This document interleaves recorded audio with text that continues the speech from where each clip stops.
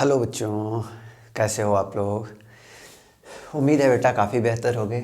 आज हम लोग बेटा जी बायोलॉजी का दूसरा लेसन शुरू करने जा रहे हैं जिसका नाम है मानव जनन। तो सबसे पहले हम लोग 2 मिनट में देखते हैं इस लेसन में हमको क्या क्या पढ़ना है। अगर हम इस लेसन की बात करें तो इस लेसन में सबसे पहले हम लोग पढ़ेंगे नर जनन तंत्र। नर जनन तंत्र। उसके बाद दूसरा टॉपिक आएगा मादा जनन तंत्र। मादा जनन तंत्र। जब ये दोनों हम लोग पढ़ लेंगे तो अब पढ़ेंगे युग्मक जनन। युग्मक जनन मतलब शुक्राणुओं और अंडाणुओं का निर्माण कैसे होता है। तो नर जनन तंत्र के अंतर्गत हम लोग पढ़ेंगे, नर जनन तंत्र के हिस्से में कह सकते हैं शुक्र जनन, यानी शुक्राणुओं का निर्माण कैसे होता है। और अंड जनन, अंड जनन यानी अंडाणुओं का निर्माण कैसे होता है। ये दो टर्म हम लोग पढ़ेंगे। जब शुक्राणु और अंडाणु आपस में बन जाएंगे तो उसके बाद हम लोग पढ़ेंगे निषेचन, यानी निषेचन क्या होता है, कहाँ होता है और कैसे होता है, इसकी क्रियाविधि पढ़ना है। जब निषेचन हो जाएगा तो हम लोग पढ़ेंगे निषेचन से भ्रूण का विकास कैसे होता है, यानी भ्रूणीय विकास। भ्रूणीय विकास। जब भ्रूण का विकास हो जाएगा तो हम लोग और क्या पढ़ेंगे, शिशु जन्म।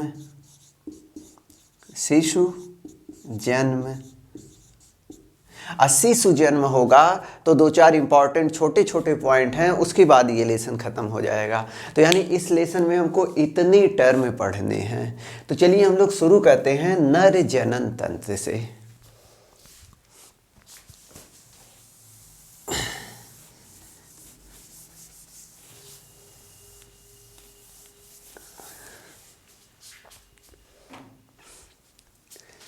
नर जनन तंत्र। नर जनन तंत्र। Male reproductive system. मेल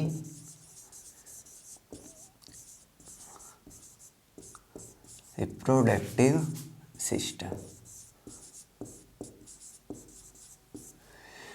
तो अगर हम बात करें नर जनन तंत्र के अंतर्गत क्या क्या हम लोग पढ़ेंगे, यानी नर जनन तंत्र किससे मिल करके बना होता है, तो सबसे पहले इसमें हम लोग पढ़ेंगे वृषण। वृषण यानी टेस्टिस। टेस्टिस कितना होता है बेटा जी, 1 पेयर यानी एक जोड़ी। उसके बाद आएंगी सहायक नलिकाएं। सहायक नलिकाएं, इनकी भी संख्या कितनी होगी, एक जोड़ी यानी 1 पेयर। उसके बाद आएंगी सहायक ग्रंथियां। सहायक ग्रंथियां। सहायक ग्रंथियों की अगर हम बात करें तो 3 प्रकार की सहायक ग्रंथियां आती हैं। और उसके बाद हम लोग पढ़ेंगे बाह्य जननांग। बाह्य जननांग यानी बाहरी जनन अंग। तो ये 4 टर्म हमको नर जनन तंत्र के अंतर्गत पढ़ना है। टेस्टिस यानी वृषण, सहायक नलिकाएं, सहायक ग्रंथियां और बाह्य जननांग। तो इसमें सबसे पहले हम लोग शुरू करते हैं टेस्टिस, वृषण। तो अगर हम टेस्टिस की बात करें तो हमने सामने लिखा है मनुष्य में टेस्टिस कितना पाया जाता है, एक जोड़ी यानी 2 की संख्या में होता है। अब अगर हम टेस्टिस के लोकेशन को देखते हैं तो हम देखते हैं टेस्टिस शरीर से बाहर एक छोटी सी गुहा, यानी अगर हम ऐसे बना दें तो ये शरीर से बाहर एक छोटी सी गुहा में लटका रहता है। ये हमारी छोटी सी गुहा हो गई और इसके अंदर ये हमारा हो गया टेस्टिस। ये एक टेस्टिस हो गया, ये हमारा दूसरा टेस्टिस हो गया। ये थोड़ा सा छोटा दिख रहा है, हम इसको बड़ा कर देते हैं। ये हमारा दूसरा टेस्टिस हो गया। तो यानी हमारा जो टेस्टिस होता है वो एक जोड़ी होता है जो शरीर से बाहर एक छोटी सी गुहा में लटका रहता है। इस गुहा को बेटा जी हम नाम दे देते हैं स्क्रोटम। स्क्रोटम। अब सबसे पहला क्वेश्चन जो आपसे पूछा जाता है ये यही पूछ लिया जाता है स्क्रोटम का काम क्या होता है? इसका काम है बेटा, ये जो हमारा टेस्टिस है इसके तापमान को शरीर के तापमान से 2 से 2.5 डिग्री सेल्सियस कम रखना। यानी स्क्रोटम टेस्टिस यानी वृषण के तापमान को शरीर के तापमान से 2 से 2.5 डिग्री सेल्सियस कम रखता है, जो कि बहुत ही ज़रूरी होता है किसके लिए? शुक्र जनन के लिए। शुक्र जनन, शुक्र जनन का मतलब होता है शुक्राणुओं के निर्माण के लिए। यानी अगर ये टेस्टिस हमारे शरीर के अंदर रहेगा तो इसमें शुक्राणुओं का निर्माण नहीं होगा। क्यों? क्योंकि इसका तापमान कितना पहुंच जाएगा? शरीर के तापमान के बराबर। जबकि ये शरीर से बाहर लटका रहता है स्क्रोटम के अंदर, तो इससे इसका तापमान 2 से 2.5 डिग्री सेल्सियस कम हो जाता है और शुक्राणुओं का निर्माण आराम से होता है। तो ये सबसे इंपॉर्टेंट पॉइंट याद रखना। स्क्रोटम का क्या काम होता है? वृषण के तापमान को शरीर के तापमान से 2 से 2.5 डिग्री सेल्सियस कम रखना। अब आ जाते हैं हम टेस्टिस के अंदर। जब हम टेस्टिस के अंदर देखते हैं तो इसमें एकदम छोटे छोटे ऐसे चैम्बर पाए जाते हैं इस तरह से। इन छोटे छोटे चैम्बर्स को हम नाम दे देते हैं वृषण पालिका। क्या नाम दे देते हैं? वृषण पालिका।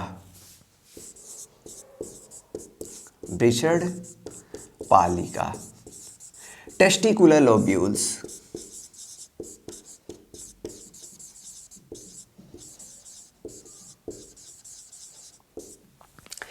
इसकी संख्या की अगर बात करें तो इसकी संख्या होती है 250। ऑन एन एवरेज मैं बात कर रहा हूँ। जनरली आप पाएंगे वृषण पालिका की संख्या प्रत्येक टेस्टिस में 200 से 300 के बीच वैरी करती है, लेकिन औसत इनकी संख्या कितनी होती है? 250। इन वृषण पालिका में जब हम देखते हैं तो एकदम पतली पतली अतिकुंडलित नलिकाएं पाई जाती हैं और इन नलिकाओं की संख्या 1 से लेकर के 3 तक हो सकती है। यानी किसी में 1 होगा, किसी में 2 होगा, किसी में 3 होगा। तो इसके अंदर क्या पाई जाती हैं? ये अगर इस संरचना की हम बात करें तो शुक्रजनक नलिकाएं, शुक्र जनक नलिकाएं, इनको इंग्लिश में कहते हैं सेमनीफेरस ट्यूब्यूल्स। Seminiferous tubules. अब इन सेमनीफेरस ट्यूब्यूल्स के अंदर अगर हम इनकी संख्या की बात करें तो अभी हमने बताया किसी किसी वृषण पालिका में 1, किसी में 2, किसी में 3, यानी कुल मिलाकर के 1 से 3 के बीच ये वैरी करता रहता है। अब अगर इन शुक्रजनक नलिकाओं के अंदर हम देखते हैं तो इन शुक्रजनक नलिकाओं के अंदर 2 प्रकार की कोशिकाएं पाई जाती हैं। एक को नाम दे देते हैं मेल जर्म कोशिका, मेल जर्म कोशिका, और दूसरे को नाम दे देते हैं सर्टोली कोशिका, सर्टोली कोशिका। बेटा जी इस लेसन में अगर आप इंग्लिश नाम याद रखेंगे तो ज़्यादा फायदेमंद रहेगा, क्योंकि इंग्लिश वर्ड बहुत आसान भी होते हैं इस लेसन के। तो शुक्रजनक नलिकाओं के अंदर 2 प्रकार की कोशिकाएं होती हैं, मेल जर्म कोशिका और सर्टोली कोशिका। अब इसका थोड़ा सा हम लोग स्ट्रक्चर देखते हैं। जैसे मान लीजिए ये हमारी शुक्रजनक नलिकाएं हैं और इनको हम काट दिए और काट करके सामने से देखें तो जब हम शुक्रजनक नलिकाओं को काट करके सामने से देखते हैं तो इस तरह की हमको संरचना दिखाई देती है। अब इन शुक्रजनक नलिकाओं के अंदर जब हम देखते हैं तो इसके अंदर 2 प्रकार की कोशिकाएं पाई जाती हैं। ये हम बना दे रहे हैं, ये 2 प्रकार की क्या हो गई? कोशिकाएं हो गई। अब ये जो कोशिकाएं हैं इनको हम नाम दे दिए मेल जर्म कोशिका, मेल जर्म कोशिका। और ये जो दूसरी वाली हैं इनको हम नाम दे देते हैं सर्टोली कोशिका, सर्टोली कोशिका। तो वही मैंने लिखा है, यानी शुक्रजनक नलिकाओं के अंदर 2 प्रकार की कोशिकाएं पाई जाती हैं। एक को नाम दे देते हैं मेल जर्म कोशिका और दूसरे को नाम दे देते हैं सर्टोली कोशिका। अगर मेल जर्म कोशिका की बात करते हैं तो ये आगे चल करके शुक्राणु का निर्माण करती है। किसका? शुक्राणु। यानी मेल जर्म कोशिका में अर्धसूत्री विभाजन होता है और अर्धसूत्री विभाजन के फलस्वरूप क्या बनते हैं? शुक्राणु। तो ये प्रक्रिया हम लोग आगे अभी शुक्र जनन में पढ़ेंगे, लेकिन यहाँ पे याद रखिएगा मेल जर्म कोशिका से किसका निर्माण होता है? शुक्राणुओं का। जबकि सर्टोली कोशिका वृद्धि करते मेल जर्म कोशिका को पोषण प्रदान करने का काम करती है।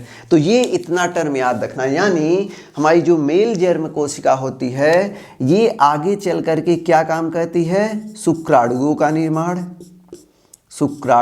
निर्माण करती है।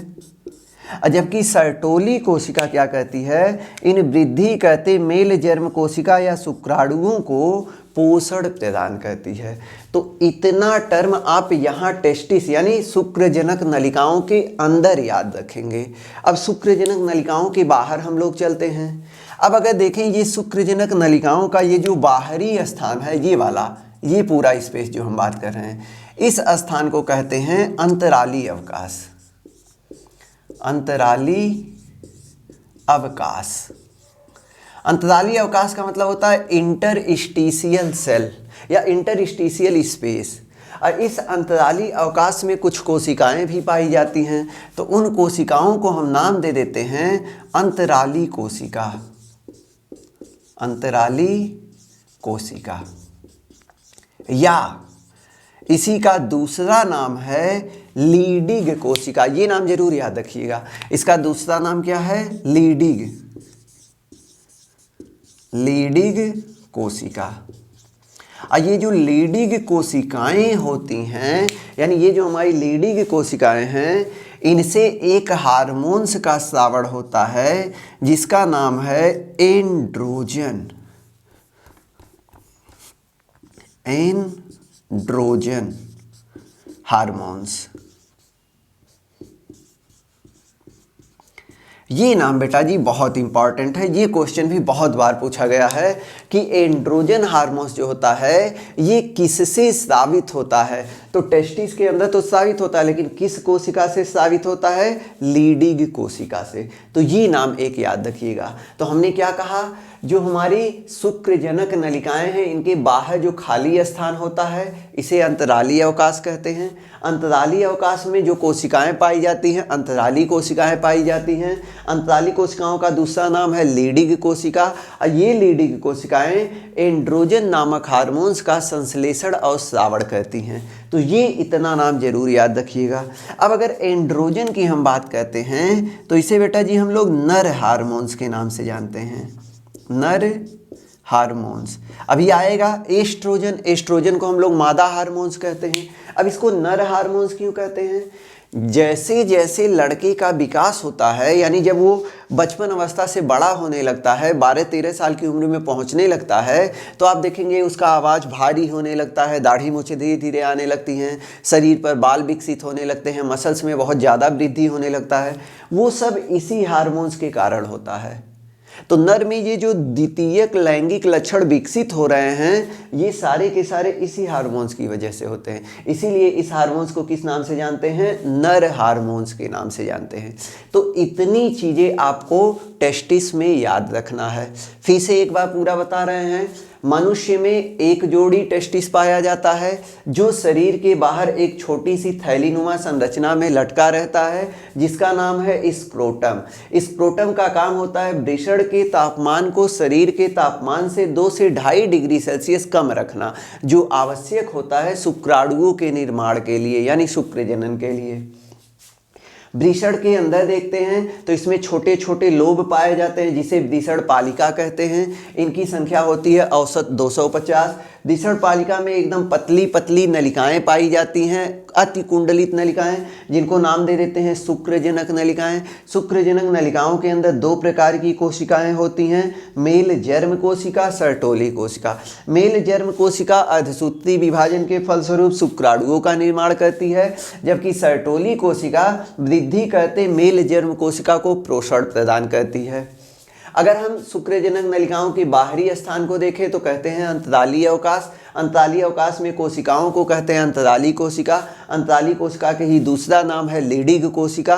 और इन्हीं कोशिकाओं से हार्मोन से एक स्रावित होता है जिसका नाम है एंड्रोजन हार्मोन्स। एंड्रोजन हार्मोन्स को नर हार्मोन्स के नाम से जानते हैं, क्योंकि नर हार्मोन्स क्यों नर हार्मोन्स कहते हैं? क्योंकि नर के द्वितीयक लैंगिक लक्षण, दाढ़ी मूछें आना, आवाज़ का भारी हो जाना, मसल्स में वृद्धि, इन सब के लिए ये जिम्मेदार होता है। तो इतने टर्म हमको पढ़ने हैं इसमें, यानी वृषण के अंदर। अब हमारा दूसरा टर्म है सहायक नलिकाएं। तो आइए इसको हम लोग डिस्कस करते हैं। तो बेटा जी अब हम लोग डिस्कस करेंगे नर जनन तंत्र के अंतर्गत सहायक नलिकाएं। ये सहायक नलिकाएं, तो 4 नाम आपको याद रखना है सहायक नलिकाओं में। क्या क्या? वृषण जालिकाएं, रेटेटेस्टिस, शुक्रवाहक, वासा इफ्रेंटिया, अधिवृषण, इपीडाइडाइमिस, और शुक्रवाहक, वास डिफरेंस। तो ये 4 नाम आप लोग याद रखिएगा। अब इन 4 नामों को समझते कैसे हैं? अभी हमने आपको पीछे पढ़ाया, ये हमारे टेस्टिस के अंदर, वृषण के अंदर पाए जाते हैं टेस्टिकुलर लोब्यूल्स, यानी छोटे छोटे चैम्बर। इन चैम्बर्स में पाए जाती हैं पतली पतली नलिकाएं जिनको नाम दे देते हैं शुक्रजनक नलिकाएं। और इन्हीं शुक्रजनक नलिकाओं में 2 प्रकार की कोशिकाएं होती हैं, मेल जर्म कोशिका, सर्टोली कोशिका। मेल जर्म कोशिका से शुक्राणु का निर्माण होता है। तो ये जो हमारी शुक्रजनक नलिकाएं होती हैं, अब ये निकल करके यहाँ बाहर आकर के एकदम पतली पतली नलिकाओं में आकर के ये खुलती हैं। ये तो ये जब बाहर आके यहाँ पे पतली पतली नलिकाओं जो इकट्ठा रहती हैं यहाँ पे खुलती हैं, तो इसको हम नाम दे देते हैं वृषण जालिकाएं। यानी हम शॉर्ट फॉर्म यहाँ लिख देते हैं रेटेटेस्टिस। तो यानी हमारे जो शुक्राणु वृषण जालिकाओं के अंदर, वृषण नलिकाओं के अंदर बनते हैं, तो ये कहाँ आकर के निकलते हैं? हमारी वृषण जालिकाओं के अंदर। अब ये जो वृषण जालिकाएं हैं, तो यहाँ पर भी एक ऐसे यानी अतिकुंडलित अवस्था में ऐसी पाया जाता है। इस संरचना को हम नाम दे देते हैं अधिवृषण, यानी इपीडाइडाइमिस। और ये इससे यहाँ पर पतली नलिकाओं से जाकर के ऐसे मिलते हैं। तो इन पतली नलिकाओं को नाम दे देते हैं शुक्रवाहिकाएं, यानी वासा इफ्रेंटिया। तो अब हमको क्या समझ में आ रहा है? ये जो पतली पतली नलिकाएं हैं, शुक्रजनक नलिकाएं आकर के जहाँ खुल रही हैं, इनको नाम दे देते हैं वृषण जालिकाएं। ये वृषण जालिकाएं पतली पतली नलिकाओं से होकर के टेस्टिस से बाहर निकल रही हैं, तो इनको हम नाम दे देते हैं शुक्रवाहिकाएं। और शुक्रवाहिकाएं यहाँ पर वृषण के ऊपर एकदम इकट्ठी, एकदम मतलब एकदम अतिकुंडलित अवस्था में नलिकाएं पाई जाती हैं, इनको नाम दे देते हैं अधिवृषण, इपीडाइडाइमिस। और इस अधिवृषण से एकदम पतली नलिका निकल करके ऊपर की तरफ जाती है, और इस पतली ऊपर की तरफ जाने वाली नलिका को हम नाम दे देते हैं शुक्रवाहक, वास डिफरेंस। ये जो हमारी नलिका है ये है। अब सवाल आता है शुक्राणु कहाँ से निकल के कहाँ गए? तो ये हमारी थी शुक्रजनक नलिकाएं। शुक्रजनक नलिकाओं से निकल करके शुक्राणु हमारे कहाँ आते हैं? शुक्राणु हमारे वृषण जालिका, यानी इस रास्ते से। अब अगर इसके ऊपर की हम बात करें, तो यहाँ पे हमारा पाया जाता है यूरिनरी ब्लैडर, यानी जिसमें मूत्र इकट्ठा रहता है। और ये होता है हमारा मूत्र मार्ग। मूत्र मार्ग यानी जब हम पेनिस के अंदर देखते हैं, तो पेनिस के अंदर जो नली होती है उसे हम कहते हैं मूत्र मार्ग। इसी से यूरिन यानी मूत्र बाहर निकलता है।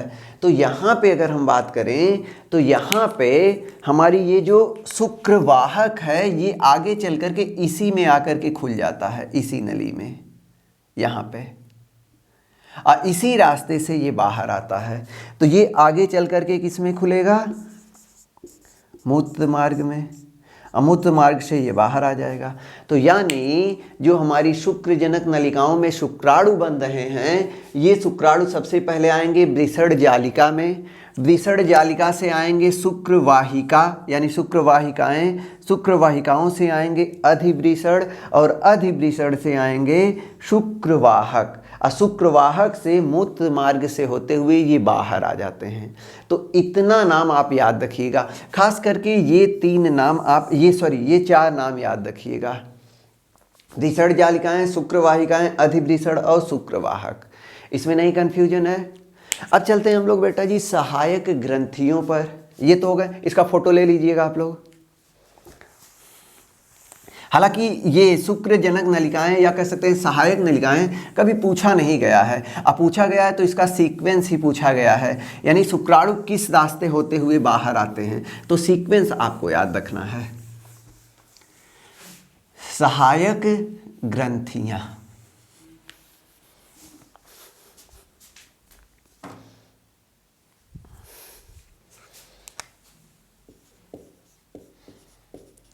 ग्रंथियां, एसेसरी ग्लैंड। अब सहायक ग्रंथियों की बात करें अगर नर जनन तंत्र के अंतर्गत तो ये 3 प्रकार की होती हैं। शुक्राशय, हालांकि इंग्लिश नाम जरूर याद रखना बेटा जी,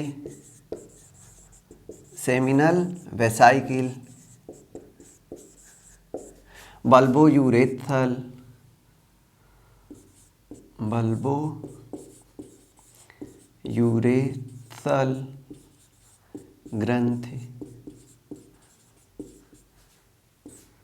इंग्लिश नाम भी यही है, बल्बो यूरेथल ग्लैंड, प्रोस्टेट।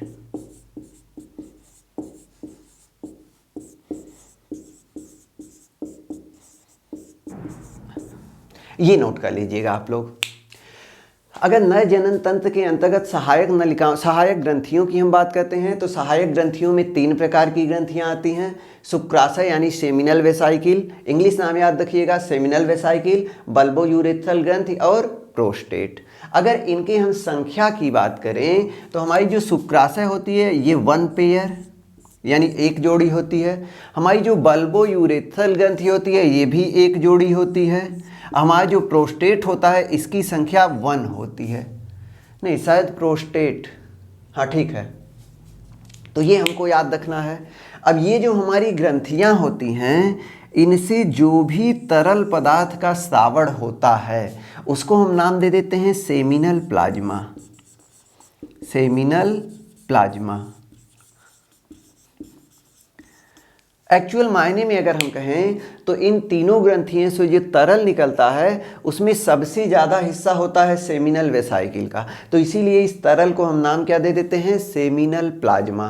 और ये जो सेमिनल प्लाज्मा होता है इसके अंतर्गत क्या क्या पाया जाता है ये जरूर याद रखिएगा। क्या क्या पाया जाता है? फ्रक्टोस यानी फ्रक्टोज, कैल्शियम, कैल्शियम और कुछ एंजाइम, कुछ एंजाइम। तो ये नाम जरूर बेटा जी याद रखना। हमारा जो सेमिनल प्लाज्मा होता है इसमें क्या क्या पाया जाता है? फ्रक्टोस, कैल्शियम और कुछ एंजाइम, ये इतना नाम इसमें आप लोग याद रखिएगा।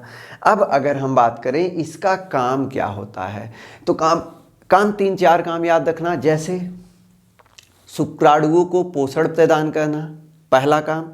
दूसरा, शुक्राणुओं को परिपक्व करना यानी परिपक्व होने में भी मदद करते हैं। तीसरा, शुक्राणुओं के ट्रांसपोर्ट यानी जब शुक्रजनक नलिकाओं से, सहायक नलिकाओं से होते हुए शुक्राणु बाहर आते हैं तो उसमें भी मदद करते हैं। तो 3 काम ये इनके याद रखना। क्या क्या? ये सेमिनल प्लाज्मा शुक्राणुओं को पोषण प्रदान करती है, परिपक्वन में मदद करती है और ट्रांसपोर्ट में मदद करती है। इतना नाम आप याद रखिएगा। अब यहीं पे एक इम्पॉर्टेंट पॉइंट नोट करके लिख लेना। आगे का पार्ट है हम यही बता रहे हैं क्योंकि इसी से जुड़ा हुआ है। पेनिस से जो फ्लूइड बाहर आता है वो हमारा केवल और केवल शुक्राणु नहीं होता है। ऐसा नहीं है कि केवल शुक्राणु पेनिस से बाहर आते हैं, शुक्राणु के साथ साथ हमारा सेमिनल प्लाज्मा उसमें मिला रहता है। शुक्राणु, सेमिनल प्लाज्मा। आज शुक्राणु और सेमिनल प्लाज्मा का मिश्रण हमारा कहलाता है सीमेन। ये नाम जरूर याद रखना बेटा। यानी पेनिस से जो फ्लूइड बाहर आता है वो हमारा सीमेन होता है, न कि शुक्राणु। यानी सीमेन किसका किसका मिश्रण होता है, शुक्राणु और सेमिनल प्लाज्मा। अगर इसमें भी हम बात करें तो शुक्राणु केवल 10% होते हैं, जबकि 90% हमारा क्या होता है, सेमिनल प्लाज्मा होता है। किसमें, सीमेन में। तो पेनिस से जो तरल पदार्थ बाहर आता है उसका नाम है सीमेन। सीमेन किससे मिलकर बना होता है, शुक्राणु और सेमिनल प्लाज्मा। ये नाम याद रखिएगा, इसमें बच्चे कंफ्यूज रहते हैं। तो इतना टर्म हम लोग डिस्कस किए नर जनन तंत्र। अब अगर हम बात करें बाह्य जननांग तो ये आप लोग किताब से देख लेंगे, 2 लाइन में लिखा गया है, इसमें कोई दिक्कत नहीं होगा। तो अगले लेक्चर में बेटा जी हम लोग पढ़ेंगे मादा जनन तंत्र। तो चलिए मिलते हैं अगले जनन तंत्र में। उम्मीद है बेटा ज़्यादा से ज़्यादा वीडियो आप लोग शेयर करें। मिलते हैं चलिए अगले वीडियो में। Thank you.